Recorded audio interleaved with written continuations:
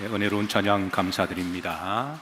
여러분들을 주의 생명의 말씀으로 인도합니다. 따라서 하십니다. 또 눈은 눈으로, 이는 이로 갚으라 하였다는 것을 너희가 들었으나. 자, 주님께서 이 말씀은 당시 로마법을 근거해서 하신 말씀인데요, 눈은 눈으로, 이는 이로 갚으라. 이 말은 법적인 용어입니다. 갚으라, 판결하라 라고 하는 당시 로마 법을 주님이 인용하시면서 말씀을 주십니다. 당시 로마 법은 이제 크게 보면 두 가지 법으로 구성되어 있습니다. 첫 번째는 성문법이죠. 성문법이 있고, 그 다음에 관습법이 있습니다. 자, 이 두 가지 법으로 큰 틀로 구성되어 있었는데요, 성문법 중에, 로마의 법, 형법 중에 피의 복수법, 피의 보복법이라고 있었는데요, 이는 나에게 피를 흘리게 한 자에게는 똑같이 피를 흘리게 하는 판결법에 있습니다. 그리고 이제 일반 관습법 중에 대표적인 한 법이요, 함부라비 법 중에 눈은 눈으로, 이는 이로라고 하는 법인데요, 아시다시피 이 함부라비 법은 오래전에 메소포타미아 문명 때에 그때부터 내려온 법이죠. 이 법은 워낙 이제 상식적인 법이 되어서 고대 근동 지방의 로마뿐만 아니라 여러 나라에서 이제 관습법이 될 정도로 그렇게 통용이 되었기에, 이 로마법 안에, 이런 성문법 안에, 관습법 안에 이제 이 법을 다 포함하고 있다고 보시면 됩니다. 그래서 주님은 당시에 통용되고 있는 이런 로마법과 관습법을 아우르는, 또 너희가 눈은 눈으로, 이는 이로, 만약에 어떤 억울한 일이나 어떤 좀 보복당할 일이 있으면, 또 보복할 일이 있으면 일반 법정에서 그렇게 판결하라고 하는 그런 말을 너희가 배우고, 또 그렇게 또 갚아주는 사람도 있겠죠. 내가 그렇게 억울한 일을 당했으니까 똑같이 내가 갚아줘도 이거는 죄가 안 된다. 그런 식으로 너희가 듣고 또 너희들이 행하는 사람도 있겠지만, 이걸 이제 전제로 하시고 말씀을 합니다. 사실 주님이 살던 시대는 로마의 식민지 하에 살던 시대였기 때문에 유대인들도 히브리인들도 로마법에 일단은 테두리 안에서 로마법에 이렇게 적용을 받고 살아가던 시대였죠. 물론 로마법 안에도 합리적이고 옳은 법들이 상당히 많이 있습니다. 그런데 어떤 법은 이제 불합리적이고 불신앙적인 그런 법들이 있었는데요, 가령 예를 들어서 우리가 지난번 말씀을 나누었지만 로마법에는 간음법이 없습니다. 서로 좋아서 서로 정을 통하거나 관계를 하면 로마법에 그게 죄가 안 되었기 때문에 나는 죄가 아니다 라고 그렇게 사람들이 떳떳하게 그런 시대에, 지난주 주님께서는 간음은 뭐다? 죄다 하셨으니까. 그래서 이런 법은 서로 이제 다른 거죠. 이런 문제도 있었고, 또 로마법 안에는 우상 숭배에 관한 법이 없습니다. 그냥 황제도 우상을 섬겨도 되고 이방 신전에 가서 또 절해도 된다. 그런데 하나님의 백성들은 우상 숭배가 죄가 되는 거죠. 이렇듯 이제 로마 법 안에는 옳은 상식적인 법도 있지만, 그러나 말씀과 반대되고 서로 충돌이 되는 그런 법들이 들어 있었는데요, 특별히 유대 독립을 원하는 유대 식민 백성들은 그러니까 독립을 위해서라면 언제든지 이 폭력을 통해서라도 독립을 하는 것을 정당화시키는, 그래서 로마를 악법이라고 생각하는 사람들이 많았던 시대에, 아주 민감한 시대입니다. 그런 시대에 어떤 한 바리새인이 예수님께 동전을 가지고 와서 질문을 하죠. 마가복음 12장 17절에 보시면 이 동전을 가지고 와서 이거를 누구에게 바쳐야 되겠습니까? 라고 이건 단순하게 텍스 보고의 문제가 아닙니다. 이거는 내가 돈을 벌고 텍스에 보고 문제가 아니라 이거는 굉장히 시대적으로 예민한 문제였습니다. 그래서 이런 시대에 어떻게 누구에게 바쳐야 됩니까? 라고 물었을 때 주님께서는 하신 그 유명한 말씀이 있죠. 따라서 하십니다. 가이사의 것은 가이사에게, 하나님 것은 하나님에게. 이 말은 우리가 세상에 살아가면서 그 세상의 법을 잘 존중해주고 따라주고 책임과 의무를 할 것은 하고, 그리고 또 이제 하나님께도 우리가 하나님의 법을 따르라라고 하는 그런 이중적인 말씀을 포함되고 있습니다.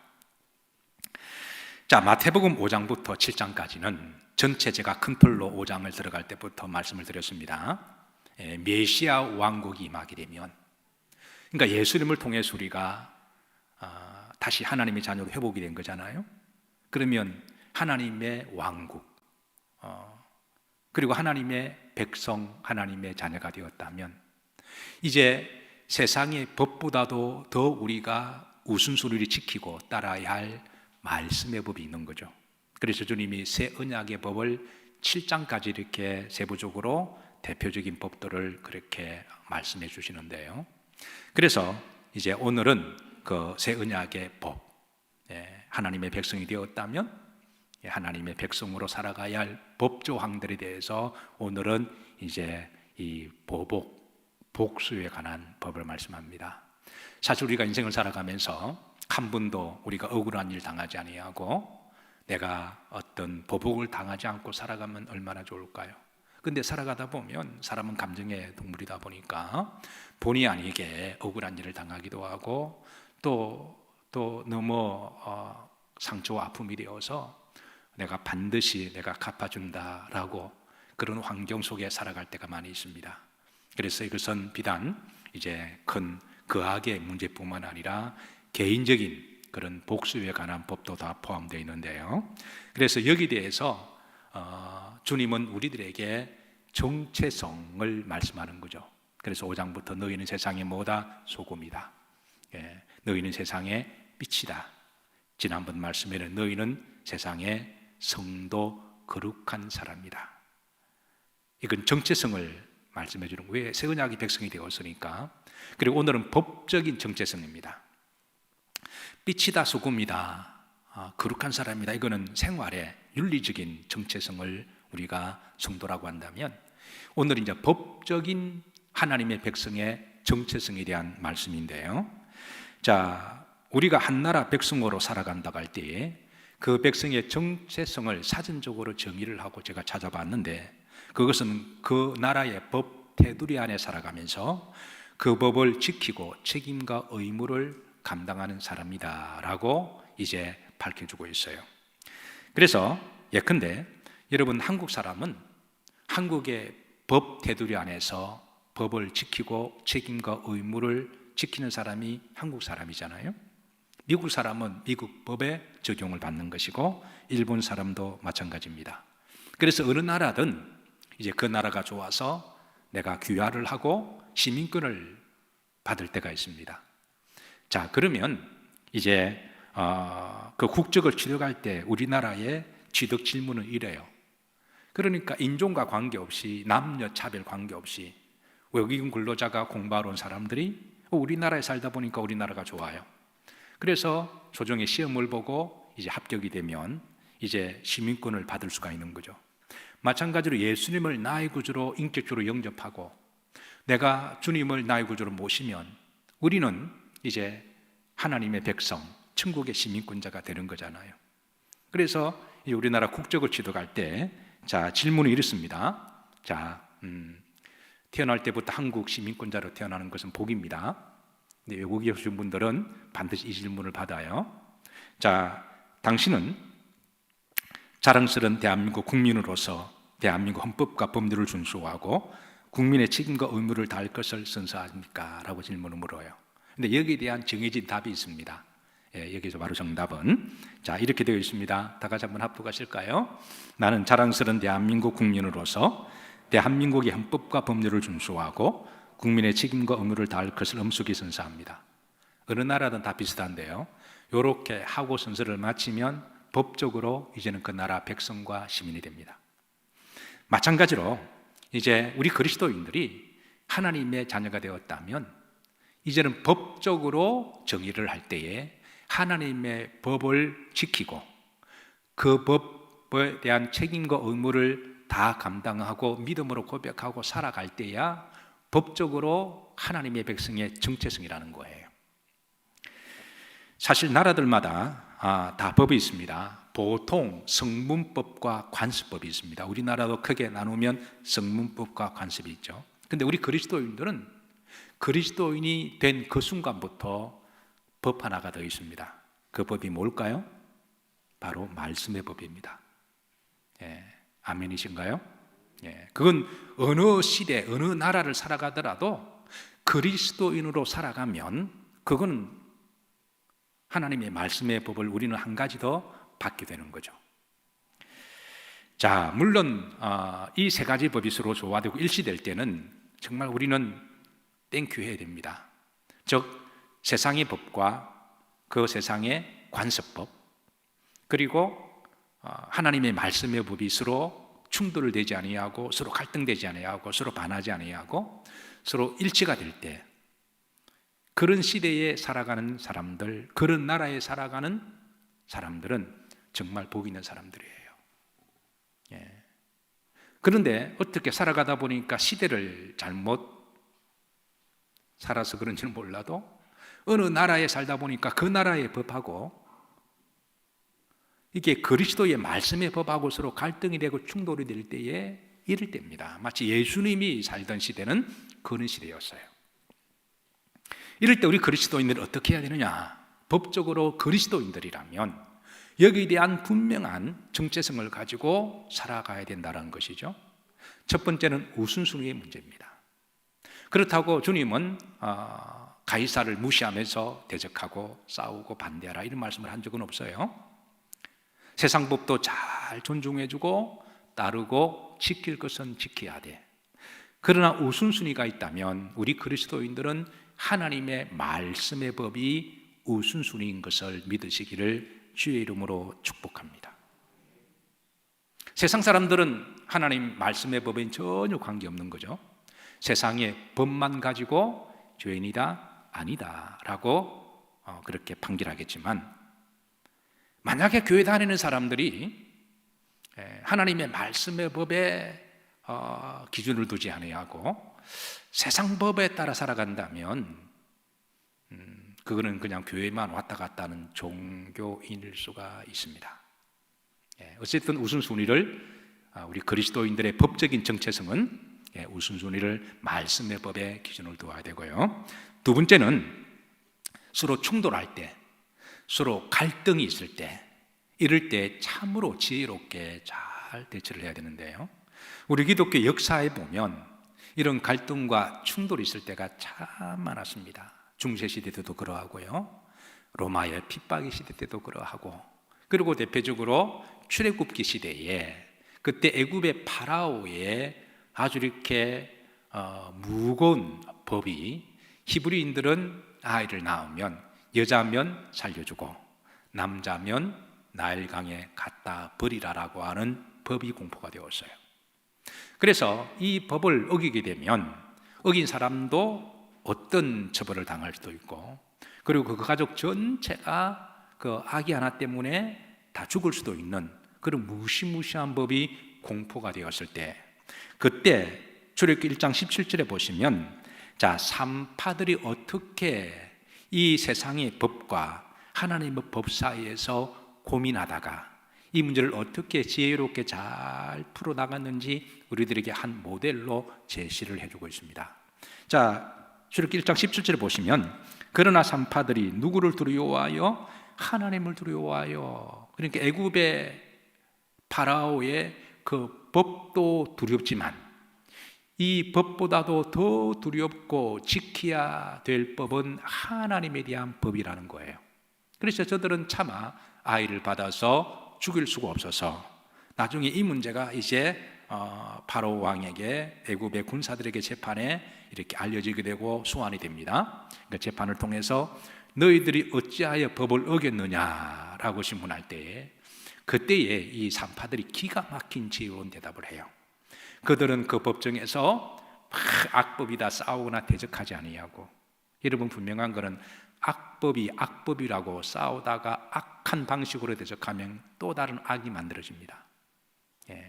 그래서 악을 심판하기 위해서 같이 악한 방법으로 대적하게 되면 자기도 모르게 또 다른 악이 되는 거죠. 그래서 19절에 보면, 자 19절에 이 산파들이 이렇게 대답합니다. 합독합니다. 산파가 바로에게 대답하되 히브리어는 애굽 여인과 같이 아니하고 건장하여 산포가 그들에게 이르기 전에 해산하였더이다 하며, 히브리 여인들은 워낙 건강해서 우리가 감히 이미 애를 낳았습니다. 이렇게 지혜롭게 대답함으로 말미암아 하나님의 법을 지켜나가는, 그래서 20절에 보면 하나님이 그 산파들에게 뭘 베푸시니 은혜를 베푸셨다. 은혜를 베푸시고 그리고 그 백성은 번성하고 하나님이 강하게 하셨다라고 하는 한 이제 실제 사건을 소개해 주고 있습니다. 자, 오늘 본문 속으로 들어갑니다. 38절에 또 눈은 눈으로 이는 이로 갚으라 판결하라고 하는 이런 법조항들을 너희들이 듣고 또 그렇게 이루어지고 있지만, 39절에 나는 너희에게 말하노니, 나는 너희에게 새 법을, 그리스도인들이라면 하나님의 백성들이라면 내가 새 법을 말하노니, 자, 첫 번째 악한 자를 마지 말라, 대적하지 마라. 이게 첫 번째 자세입니다. 악한 자를 마지 마라, 대적하지 마라. 대적은 똑같은 방식으로 눈은 눈으로 이는 이로, 그리고 같이 분하다고 억울하다고 하다 보면 자기도 모르게 또 다른 악이 될 수가 있잖아요. 그러니까 일단은 기본적으로 악한 자를 대적하지 마라. 그러면서 한 이제 예를 대어 주십니다. 그건 오른 뺨을 치거든 왼편을 돌려대라. 이건 그 당시는 실로 놀라운 말씀입니다. 오른쪽 뺨을 맞았으면 왼쪽을 대주라. 여러분, 살아오시면 지금까지 누구로부터 뺨 한 대 안 맞아 보신 분이 계십니까? 그런 분은 정말 복 받으신 분들이에요. 지금까지 오시면서 누구로부터 소위 전문적인 용어로 싸대기라 그러는데요. 자, 이거를 안 맞아 보신 분, 저는 맞아 봤습니다. 자, 저는 지금까지 살면서 저희 부모님한테도 안 맞아 봤어요. 저는 이제 부모님한테 가난은 물려받았지만 돌이켜 보니까 저희 부모님이, 아버님이나 어머니 나한테 뺨 한 번 때린 적은 없어요. 그 제가 이 험악한 인생을 살아가면서 그래도 어머님이 나를 그래도 사랑하시고 인격적으로 키우셨다라고 하는 고마움이 늘 있습니다. 학교 다닐 때도 제가 맞아본 적은 없어요. 그런데 제가 어디서 싸대기를 맞았냐면 군에서 맞았습니다. 고참한테 그냥 그래서 사람은 감정이 있잖아요. 그래서 싸대기 맞고 내가 고참 되면 내가 똑같이 한다. 그런 마음이 있었을까요? 없었을까요? 저도 사람이니까 왜 그런 마음 없었을까요? 근데 이제 고참이 되자 그런 적은 없었습니다만은, 자, 여러분, 혹시 누군가에게 싸대기 때린 분 계십니까? 그러면 회개하시고 앞으로 하지 마세요. 우리 영일 성도님들은 한 분도 그런 분이 안 계시리라고 믿고, 근데 의외로 저 세상에는 그런 일들이 많이 있는 것 같아요. 여러분, 우리가 보통 때리게 되면 오른쪽 뺨이 맞습니까? 왼쪽 뺨이 맞아요? 쉽게 잘 이해가 안 되면 옆 사람 수로 한번 해보세요. 옆 사람 보시고 한 대씩 한번. 이그젠플이니까. 근데 보통 오른쪽으로 때리면 왼쪽이 맞잖아요. 근데 주님은 오른쪽 뺨을 맞으며 그러셨습니다. 이런 당시에 오른쪽 뺨을 때리는 사람이 많았다라는 거예요. 당시에 주인이 노예를 때릴 때는 손등으로 뺨을 쳤습니다. 그러니까 우리가 사실 이게 사람을 구타, 폭력을 해서도 안 되지만, 이게 주먹으로 이렇게 머리 가슴이 한 대 맞으면 그래도 이렇게 거르린이 지나가는데, 근데 손바닥으로 뺨을 때리는 거는 인격을 그냥 멸시하고 무시한다는 거잖아요. 이게 마음이 더 아픈 거죠. 그런데 손등으로 뺨을 때리는 것은 당시 주인들이 노예들이나 자신이 인간의 가치나 상대할 가치가 없을 때는 너는 상대할 사람이 아니냐고 이렇게 손등으로 쳤는데요. 그러니까 이런 일을 당할 때입니다. 너희들이 누군가에게 이렇게 인격적으로 무시를 당하고 상처를 받게 되어서 뺨을 맞으면, 이게 이제 그 문화적인 그런 배경을 두고 하신 말씀인데요. 우리가 똑같은 뺨을 맞아도 가령 저처럼 군에서 고참한테, 성질 더러운 놈한테 그 놈 정도까지는 해도 될 것 같아요. 그래서 성질 더러운 고참한테 만나서 싸대기를 맞는 거는 군이니까, 그리고 뭐 제대하면 안 볼 사람이니까 관계는 없습니다. 그런데 내가 사랑한다고 생각하는 사람한테 뺨을 맞게 되면 이건 다른 문제입니다. 내가 사랑받아야 된다고 하는 부모한테 뺨을 맞는 거는 이거 남한테 맞는 거하고 다른 거예요. 그래서 우리 기독교는, 그리스도인들은 자식을 키우다 보면, 솔직히 제가 물어보겠습니다. 자식을 키우다 보면 자식이 말 안 듣고 그러면 사랑의 매를 듭니까, 안 됩니까? 또 아닌 것처럼 또 그러네. 그런데 감정이 욱하고 자기도 모르게 선 올라가서 때리고 싶은 마음이 있을까요, 없을까요? 하나님 다 보고 계십니다. 자식도 키우다 보면 그 철든 과정 속에서 부모도 사람이니까 그럴지라도 그렇게 하면 안 된다는 거예요. 왜냐하면 그 자식이 실수하고 철없이 행동해서 뺨을 얻어맞아도 내가 사랑받고 존중받아야 될 사람한테 뺨을 맞게 되면 평생 상처가 남습니다. 그래서 우리 영일 성도님들은 안 그렇겠지만 가족지간에 어떤 폭력도 해서는 안 됩니다. 만약에 했다면 그건 용서를 하고 사과를 구해야 되고, 앞으로 그런 일을 하지 않도록 스스로 기도하고 신앙의 인격으로, 영성으로 그런 부분들을 우리가 다듬어 가야 되는 거죠. 어쨌든 그렇게 오른편 뺨을 맞게 되면 굉장히 감정적으로 상처를 받고 억울한 일이 있겠죠. 그런데 주님은 왼편도 돌려대라고 하시는 거예요. 이거는 그 당시는 엄청난 말씀입니다. 이것은 악을 악으로 대적하지 말고 우리 그리스도인들이 그런 것에 대한 어떤 자세를 가져야 할 것에 대한 말씀을 주고 계시는 거죠.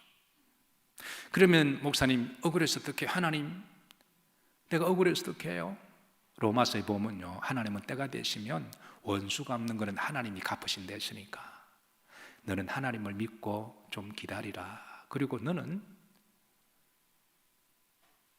하나님의 백성의 법으로 그렇게 살아가렴, 그렇게 말씀하고 있습니다.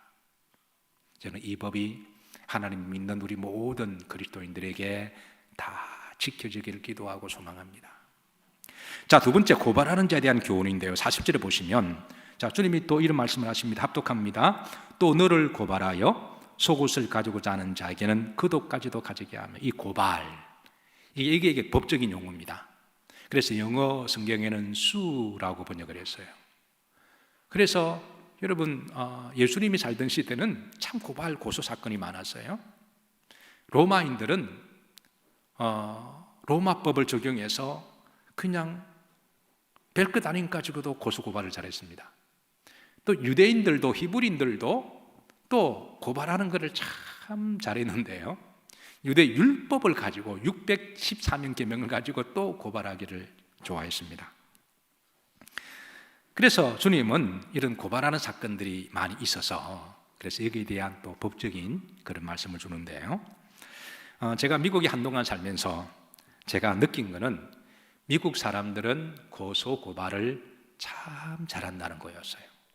심지어 어떤 것 가지고 고소 고발하냐면, 소음간에 소음이 있을 때 청간에 옆집이 시끄러우면 그냥 막대기를 치든지 가서 좀 조용하라고 말할 수 있는데, 어떤 분은 그냥 고소해버려요. 그냥 고발해. 어느 날 노티스를 받으면 그거 고발장입니다.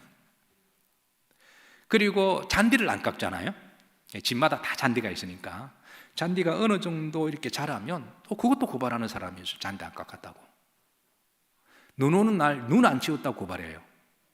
그래서 이런 판례들이 워낙 많아가지고요. 눈 오는 날 이제 그 앞길을 지나가다가 눈에 미끄러져서 다쳤다. 그거는 고소 고발하면 집주인이 다 무너지게 되어 있습니다. 그래서 눈 오면 집주인들이 열심히 삽을 가지고 밖에 나와서 눈을 먼저 치워요. 눈 때문에 미끄러지기 전에. 또 그걸 악의적인 마음으로 또 그 앞에서 눈앞에 넘어지는 사람도 있어서 그래서 눈을 치우고 소금을 뿌리고 또 그렇게 해서 넘어진 거는 본인 과실로 해서 그거는 문제가 없습니다만은, 그러나 만약에 눈을 안 치워서 아이싱 때문에 넘어졌다. 그런 집주인이 다 물어내게 되어 있습니다. 어쨌든 이런 고소고발이 많은데 이거 유럽도 마찬가지죠. 그러니까 나라가 잘 살게 되면서 그냥 사소한 가지고 시시비비 따지기 전에 그냥 법적으로 해결하고 이런 마인드가 우리나라도 앞으로 저는 점점 많아질 거라고 생각합니다. 어쨌든 이런 고소고발이 있는 시대에 주님은 흥미롭게도 겉옷과 속옷 비유를 하세요. 자, 여러분 그 사진 한번 보도록 하십니다. 유대인들이 밖에 나가면 항상 입고 걸치고 나가는 이 겉옷이 있습니다. 이 겉옷을 이제 따라서 하십니다. 치치트. 치치트. 겉옷을 치치트라고 이야기합니다. 그러니까 팔레스틴 지역은 기온에 차가 심하니까, 그리고 이 겉옷을 항상 우리로 말하면 소울 같은 거죠. 이걸 걸치고 다녔다가 이제 추우면 이렇게 몸을 보호하고 더우면 또 벗기도 하는데요. 그런데 이게 이제 히브리인이냐 아니면 이방인이냐 아주 선명하게 구분하는 방법이 바로 이 치치트 겉옷 그 오른쪽 왼쪽 끝에 길게 내려있는 옷 단술이 있습니다. 한번 보시죠. 그 다음 사진 보시면 왼쪽 오른쪽에 길게 내려온 이렇게 옷 단술이 있죠. 이걸 옷 단술이라고 이야기하는데요. 자, 이것을 밑에 쭉 내려와 있으면 그 사람은 100% 유대인입니다. 그리고 이것은 법적으로 나는 하나님을 믿는 백성입니다라고 하는 정체성을 드러내는 거예요. 이 치시트 옷단술의 이 이제 법은 민수기법 15장에 나와 있는데요. 자, 민수기 15장 37절 보면 하나님이 모세에게 말씀하시기를 38절에 이스라엘 자손에게 명령하여 되도록 그들의 옷단 귀에 옷단귀 술을 만들고 술을 치치더라고 그럽니다. 그리고 청색끈을 그 위에 숯에 더하라 그러면서 하게 하시는데요. 이렇게 한 목적 세 가지입니다. 옷단술을 하는 목적, 나는 하나님의 자녀다, 나는 하나님을 믿는 백성이다. 이게 이제 첫 번째 정체성입니다. 두 번째는 하나님의 율법과 말씀을 지키고 살아가는 사람입니다. 법적으로 하나님의 백성의 정체성은 하나님의 법을 지키는 사람들이잖아요. 그래서 민수기 39절에 보시면 술은 너희가 보고 여호와의 모든 계명을 기억하고 준행하고 그랬습니다.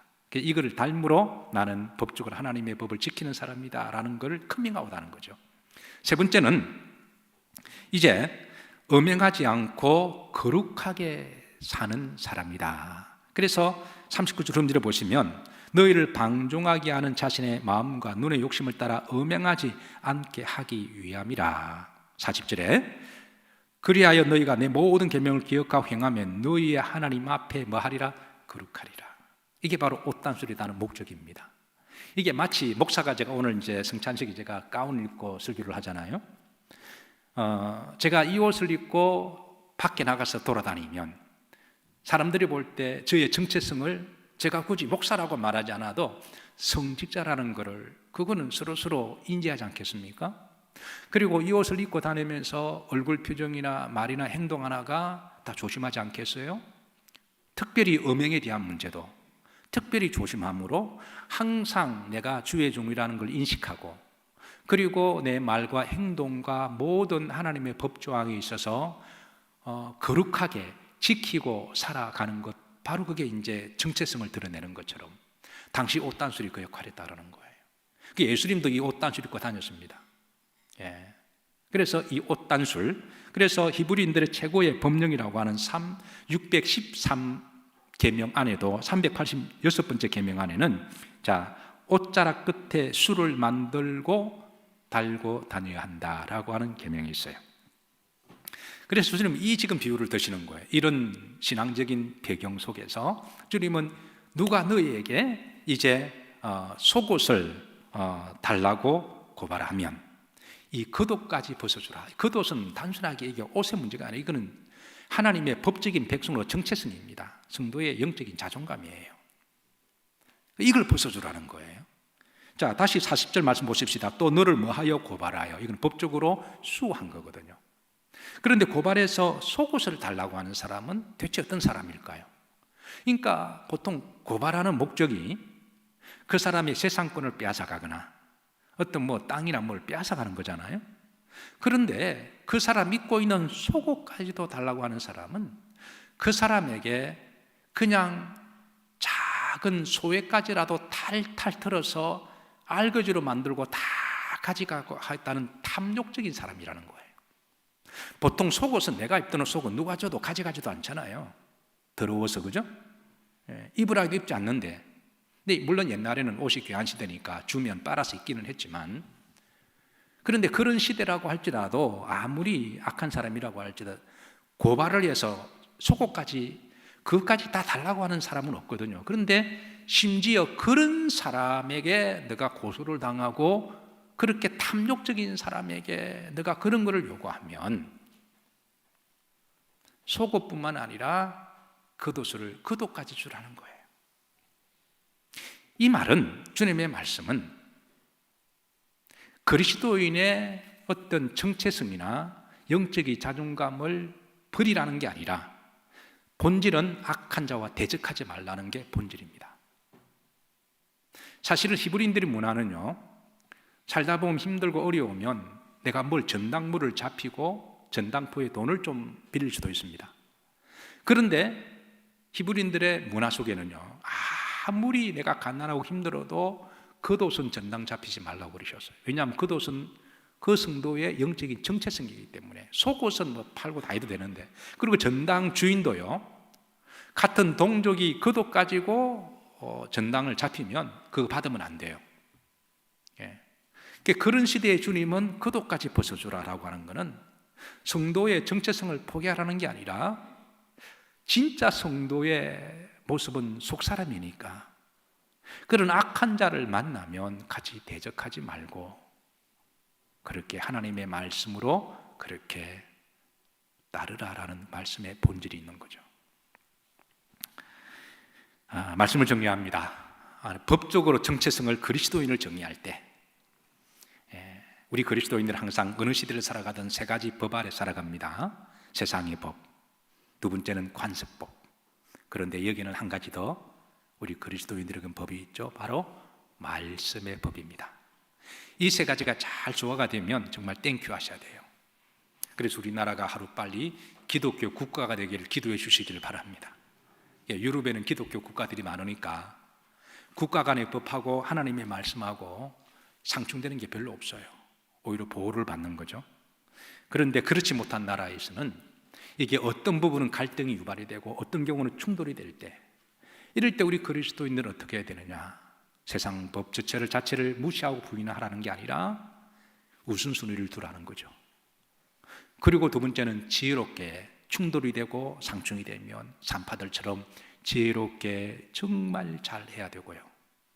그래서 다윗은요, 시편 19편 7절에 보면 이 여호와의 법에 대해서 이렇게 말씀하고 있습니다. 어차피 여러분 세상의 법은요 완전하지 않잖아요. 나라마다 다 다르기도 하고요. 그리고 어제는 합법이었는데 오늘은 불법이 되기도 하고, 오늘이 불법이 내일 또 합법이 되기도 하거든요. 그리고 이 세상의 법은 어디까지나 이 세상의 한계가 있고, 우리가 천국까지 가져가야 될 법은 하나님의 법입니다. 우리 성도가 영이 살고 천국까지 갈 수 있는 법은 하나님의 법입니다. 그리고 우리가 그리스도인들 하나님을 믿는다라는 말은 구체적으로 말하면 하나님의 말씀을 믿는다는 거예요.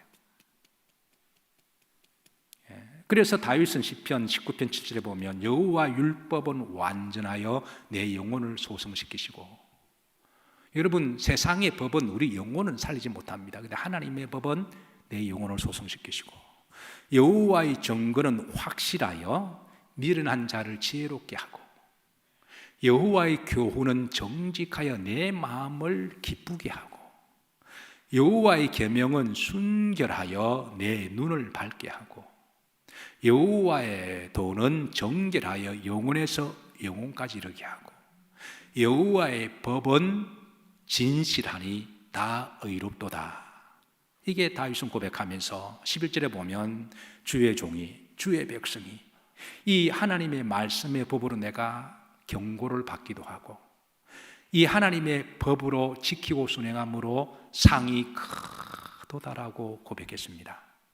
사랑하는 성도 여러분, 그리스도인의 정체성은 법적으로 누구냐? 법적으로 볼 때는 하나님의 말씀을 가지고 지키는 자들입니다. 어차피 우리는 이 말씀으로 살아가는 자들이고 이 말씀으로 살아가다가 천국까지 가는 자들이니까 여러분, 이 말씀의 법이 다윗처럼 여러분들에게 꿀보다 더 단 말씀이 되시고 금보다 더 귀한 말씀이 되기를 주의 이름으로 축복합니다.